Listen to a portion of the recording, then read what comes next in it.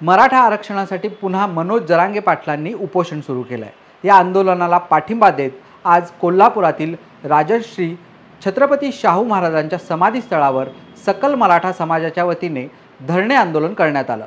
यावेळी घोषणाबाजी न करता मूक निदर्शने करून सरकारचा जाहीर निषेध व्यक्त करण्यात आला।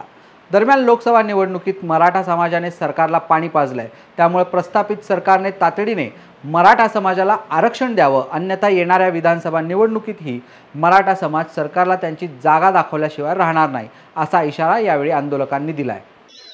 मुंबईमध्ये महाराष्ट्रातील तमाम मराठी समाज लाखोच्या संख्येने उपस्थित झाला। पनवेलमध्ये मुख्यमंत्र्यांनी महाराष्ट्र शासनाने अधिसूचना काढू आणि अधिसूचना काढली, त्याच्या हरकती झाल्या, पण त्याच्यावर योग्य पद्धतीची अंमलबजावणी झाली नाही। निवडणुकीचा आचारसंहितेचं कारण पुढे केलं, पण समस्त मराठा समाजाला जवळजवळ मनोज जरांगे पाटलांचं जे सातत्यानं आंदोलन सुरू आहे, याला एक प्रकारची तोंडाला पानं पुसण्याचा प्रकार या महाराष्ट्र शासनाने केलेला आहे।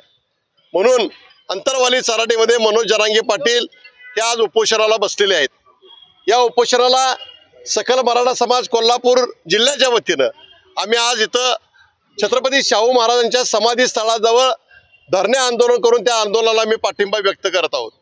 आमचं एकच मत आहे की लोकसभेच्या निवडणुकीमध्ये मराठा समाजानं ज्यांनी मराठा आरक्षणाला विरोध केला त्यांना त्यांची जागा दाखवण्याचं काम या लोकसभेमध्ये झालेलं आहे। 90 दिवसाचा कालावधी आहे। महाराष्ट्र सरकारनं आता तरी जागा व्हावाने ताबडतोब आरक्षण द्यावं, नाही तर महाराष्ट्रामध्ये मराठा समाज जे प्रस्थापित शासन म्हणून काम करतात त्यांना जागा दाखवल्याशिवाय राहणार नाहीत। त्यांना त्या जागेला जागा दाखवली जाईल आणि म्हणे भले म्हणणाऱ्यांना लोकसभेमध्ये पाणी पाजण्याचं काम या मराठा समाजानं केलेलं आहे। विधानसभेच्या अगोदर सरकारनं जागा व्हावं, तर समस्त मराठा समाज आपल्याला जागा दाखवल्याशिवाय थांबणार नाही आहे।